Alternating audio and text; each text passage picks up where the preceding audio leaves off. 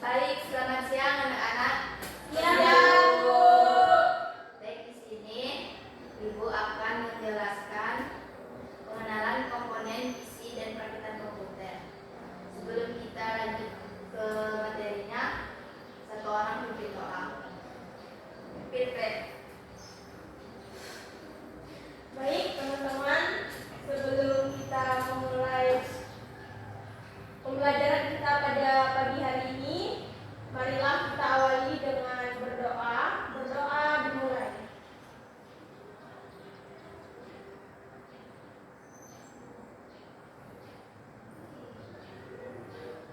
Berdoa selesai. Baik, kita lanjut ke materinya ya. Nah, yang pertama di sini ada, kelihatan nggak sih? Nggak kelihatan, Bu, zoom aja, Bu. Oh ya. Buka di itu deh, Bu, di PowerPoint, Bu. Nah, di sini tuh komponen utama PC yang pertama motherboard, lalu papan utama komputer yang berfungsi sebagai penghubung semua komponen.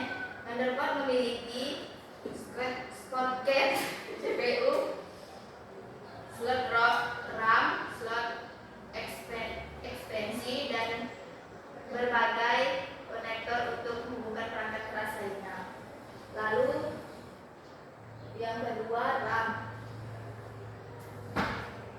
RAM adalah memori sementara yang digunakan komputer untuk menjalankan aplikasi dan sistem operasi.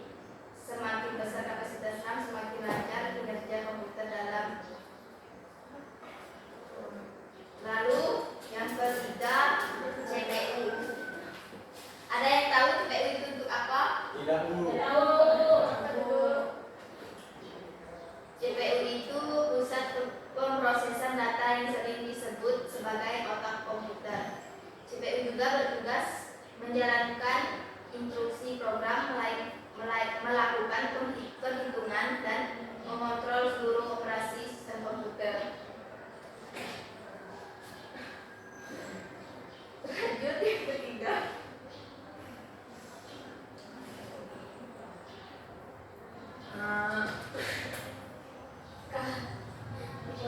Yang ketiga, RAM.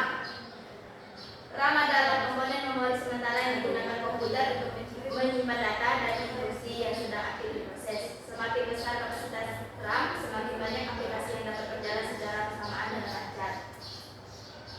Lalu fungsi utama RAM menyimpan data sementara dari aplikasi yang sedang berjalan.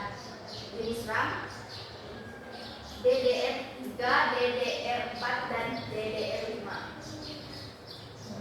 Semakin baru semakin cepat. Kapasitas umum 4GB, 8GB, 16GB hingga 32GB atau lebih. Cara kerja CPU membaca dan menulis data ke RAM dan kecepatan tinggi. Lalu lokasi pemasangan dipasang pada slot RAM lalu dipasang RAM pada slot yang sesuai agar sistem berjalan optimal.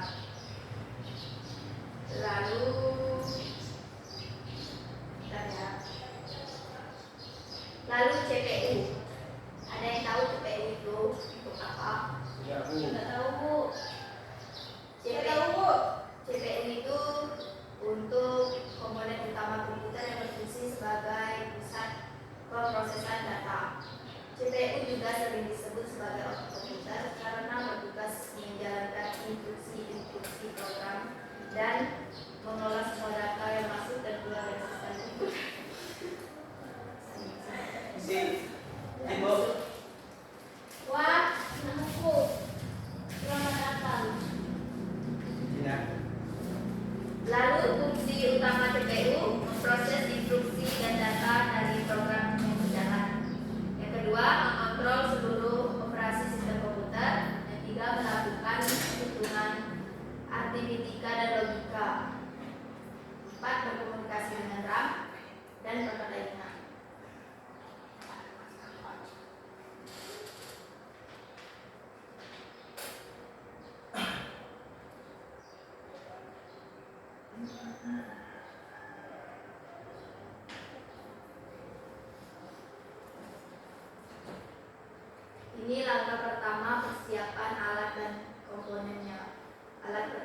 dibutuhkan itu obeng, gelang anti statis, terus tak kecil, terminal paste, pinset, buku manual komponen, tempat penyimpanan stroke dan lampu dan senter kerja.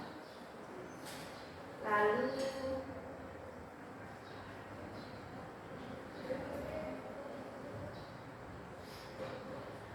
langkah kedua, pemasangan profesor ke Scott motherboard. Yang pertama, Penjelasan Bu, tak lihat. Kelihatan Bu, dia makan dalam gelas, Bu. Bu, minum makan dalam gelas. Kasih joget di depan. Bu, janganlah Bu.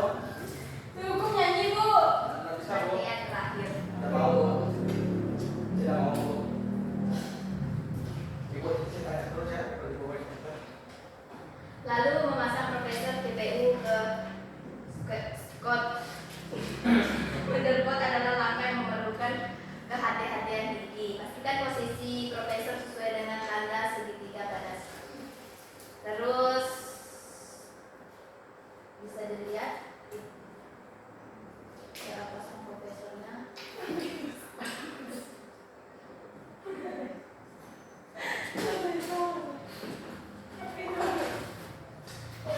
Lalu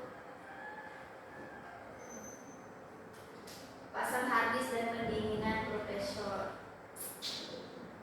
Harddisk adalah komponen pendingin yang dipasang di atas profesor untuk mencegah overheating tanpa pendingin yang baik. Profesor dapat rusak.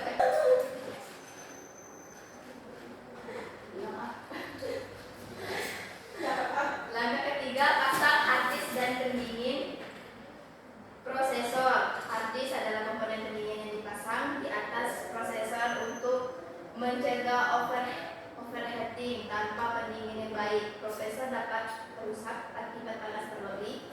Pastikan terminal paste sudah dioleskan tipis dan merata di permukaan prosesor sebelum memasang harddisk.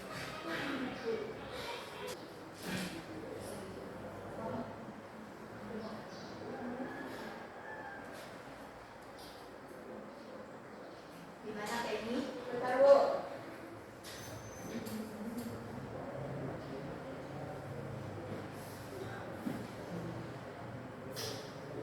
Pasta itu adalah cairan kental khusus yang dioleskan di atas prosesor atau CPU atau GPU sebelum memasang kipas pendingin atau disebut dengan heatsink ke komputer. Fungsi dan cara kerjanya itu yang pertama mengisi celah udara supaya permukaan CPU dan logam pendingin tidak pernah rata atau sempurna secara mikrofis. Yang kedua itu menghilangkan kantong udara. Belum, Bu. Ini satu lagi. Yang kedua itu memaksimalkan transfer panas. Pasta ini mengisi pori-pori kosong agar panas dari CPU langsung mengalir ke kipas pendingin secara efisien. Lalu lagi yang yang terakhir itu mencegah overheating atau mencegah overheat.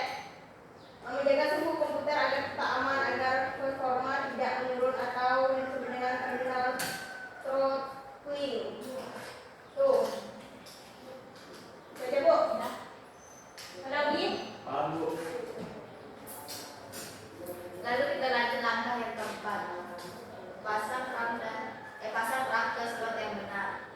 Ini tips memasang RAM dengan benar. Pertama, pastikan komputer dalam keadaan mati dan kabel power dicabut sebelum memasang RAM. Lalu yang kedua, periksa jenis RAM yang kompatibel dengan motherboard DDR3, DDR4, dan DDR5. Sejajarkan pada RAM dengan slot di motherboard sebelum menekan. Lalu langkah yang kelima,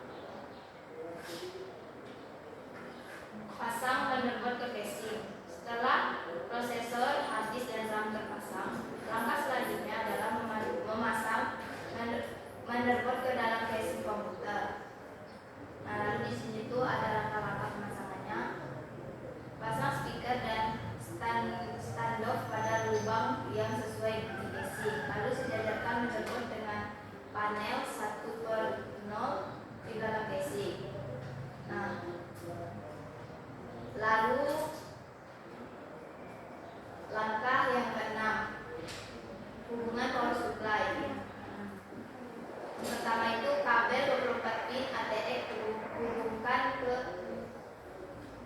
konektor utama motherboard. Kabel 8 pin EPS sambungkan ke konektor CPU atau prosesor di motherboard.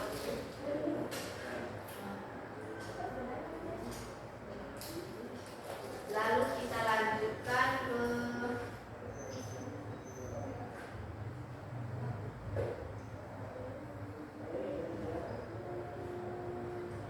langkah ke-9, testing. Cara menyalakan komputer, pastikan semua kabel power sudah terpasang dengan benar. 2. Hubungkan monitor, keyboard, dan mouse ke PC. Tekan tombol power pada PC. Perhatikan lampu indikator dan suara dari speaker. Nah, ini fungsinya, pastikan semua fungsi. Fungsi yang pertama, layar menampilkan tampilan BIOS atau UEFI saat booting. Cek apakah RAM CPU terdeteksi di BIOS. Pastikan tidak ada pesan error atau kode-kode kesalahan. Jika berhasil, isi siap untuk operasi sistem operasi.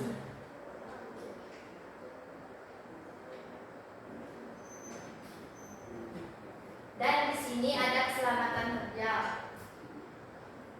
Yang pertama, gunakan gelang anti statis saat memegang komponen elektronik. 2. Mematikan dan cabut power sebelum memulai pemakaian. 3. Hati-hati dalam menangani komponen elektronik yang sensitif.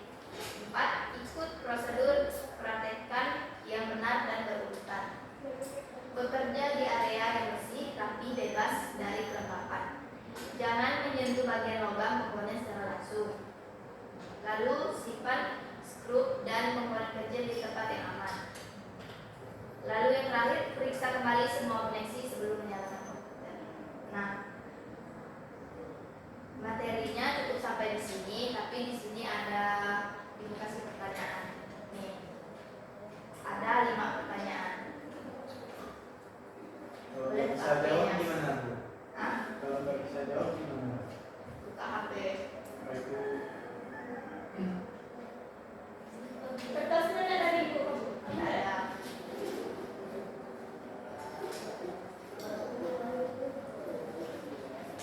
Baik, pertanyaan yang pertama itu mengapa komputer tidak dapat bekerja tanpa motherboard? Siapa yang bisa jawab? saya, Bu. Apa Ogi? Karena motherboard itu turunnya, Bu. Apa? Karena motherboard itu turun. Ada lagi? Nah, saya, Bu. Ibu Pepen? Ada Bu. Sama jawab yang ada berapa nomor Bu? 5. Sama jawab nomor terakhir yang kelima. Lalu yang kedua, apa fungsi RAM saat menjalankan aplikasi? Dok? Fungsi RAM saat menjalankan aplikasi. RAM itu sebagai penyimpanan itu enggak sih? Ya, sebagai penyimpanan sementara enggak sih? Kan? Dia tuh untuk menyimpan penyimpanan sementara yang nantinya akan masuk ke dalam apa ya? Prosesor apa ya? Enggak salah. Ya setahu saya kalau nggak buka HP. Yang lain?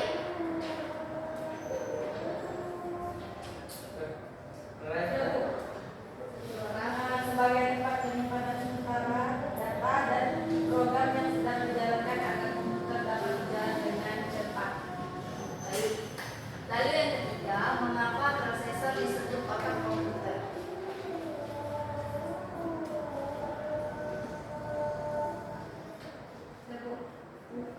Karena bertugas mengolah semua data, menjalankan instruksi dan mengendalikan seluruh kerja komputer.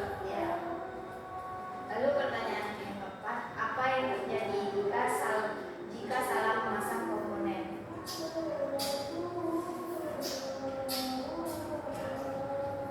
Jadi jawab. Isinya nggak bakal gitu, Bu.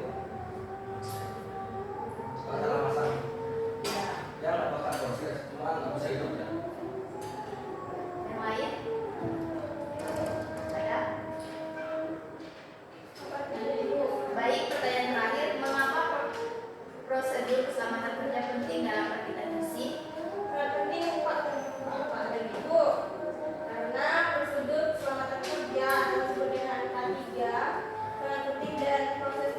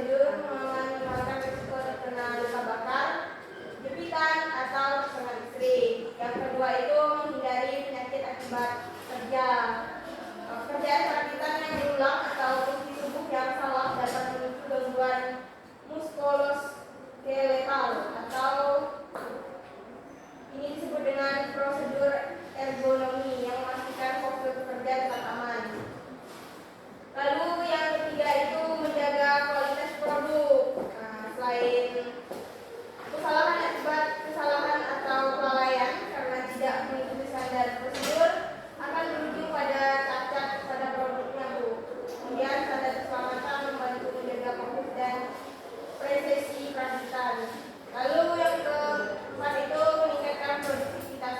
Satu kerja merasa aman dan terlindungi.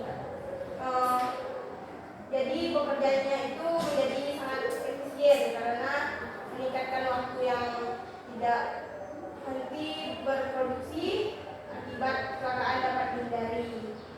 Kemudian yang kelima itu meminimalkan kerugian finansial kecelakaan karena kerja menimbulkan biaya besar untuk kompensasi perbaikan alam hingga hilangnya waktu produksi. Itu aja sih, Bu. Baik, terima kasih Penny. Nah, hanya itu materi yang dapat Ibu sampaikan. Kurang dan lebihnya Ibu mohon maaf ya. Sebelum kita mengakhiri pelajaran ini, Ibu minta tolong satu orang berpimpin doa. Seksi kerohanian, Yuyun, Bu. Ayo,